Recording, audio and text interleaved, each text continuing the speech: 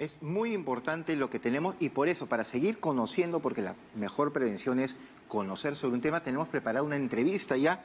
Me indican que estamos listos con el doctor César Cabeza. Él es médico infectólogo del Instituto Nacional de Salud del MINSA, quien ya tenemos en pantalla. Le damos la más cordial bienvenida. ¿A qué está pasando, doctor Cabeza?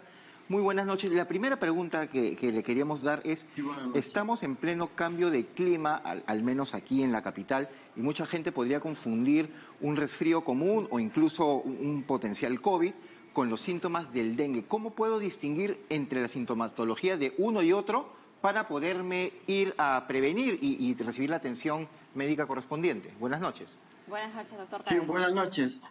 Acá es importante destacar que el dengue es producido por un virus y este virus es transmitido por un mosquito, y este es el mosquito, el Aedes aegypti, ¿no?, que está magnificado.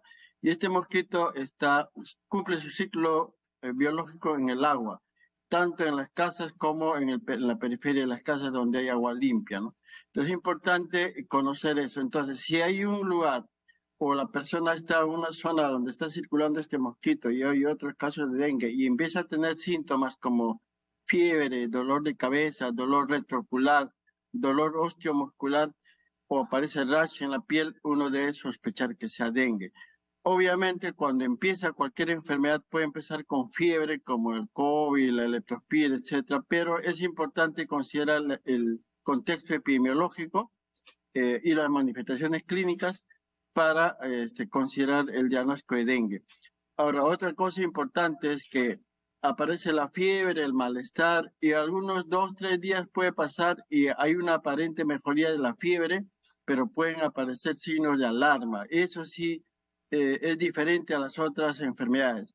Aparece un dolor abdominal intenso, puede haber vómitos persistentes, puede haber algo de sangrado por la nariz, por la boca, los niños se ponen muy irritables. Esos son signos de alarma.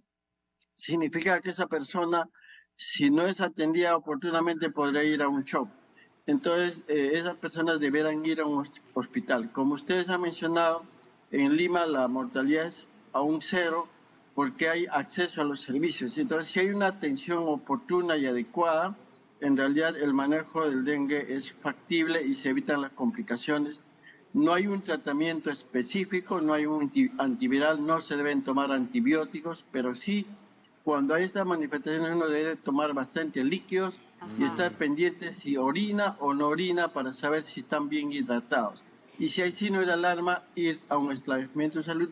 Mientras tanto, solo bajar la fiebre con acetaminofén o algún antipirético y estar bien hidratado. Doctor, usted señala que por el contexto epidemiológico en el que nos encontramos, estos casos ya de dengue en todas las regiones del país, entonces uno debe al menos como que de repente pensar, sospechar de inmediato que estamos frente a un cuadro de dengue porque estamos en una zona obviamente donde los casos han aumentado, por ejemplo como el Callao y otras regiones, Piura por ejemplo, o cuál es el punto de quiebre, ¿no? Usted hablaba de vómitos, sangrado también, y a eso añadirle si el dengue tiene una mayor afectación con personas con algunas comorbilidades, por ejemplo, ¿no? Enfermedades de fondo. En realidad el mosquito pica a todos los grupos de edad, no diferencia sexo ni edad, y usualmente están dentro de las casas. Y entonces es importante conocer de que si hay la presencia del vector y aparece fiebre, malestar general, dolor de cabeza, dolor retroocular, hay que sospechar dengue y hay que estar alertas de que si aparece signo de alarma, acudir a un establecimiento de salud inmediatamente para tener un diagnóstico preciso y sobre todo el manejo.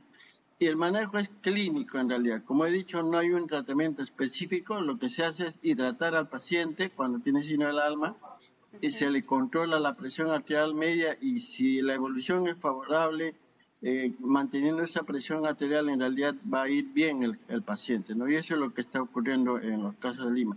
Lo que pasa con los casos severos es que a veces llegan un poco tarde a los servicios.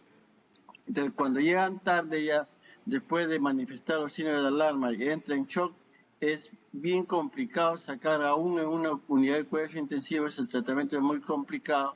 Por eso es importante anticiparse a eso y cuando hay signos de alarma hay que ser hospitalizado y con un manejo adecuado. Sí, doctor, yo le consultaba esto último porque, por ejemplo, en el caso de la COVID-19, pacientes, por ejemplo, con diabetes, hipertensos, con obesidad, pues el desarrollo de la enfermedad pues era mucho más grave, por eso que había la urgencia de ser atendido. Entonces, con el dengue, ¿cómo es ese comportamiento? Eso es independientemente... Sí, sobre ese tema le quería comentar, en realidad los extremos de la vida siempre son más susceptibles de ser cuadros más severos y también de la mortalidad, ¿no? Como está ocurriendo actualmente, de los mayores de 60, los menores de 10 o 5 años, siempre son los grupos, son más vulnerables. Aun cuando la infección ataca a todas las edades, los que pueden hacer cuadros más severos son los extremos de la vida.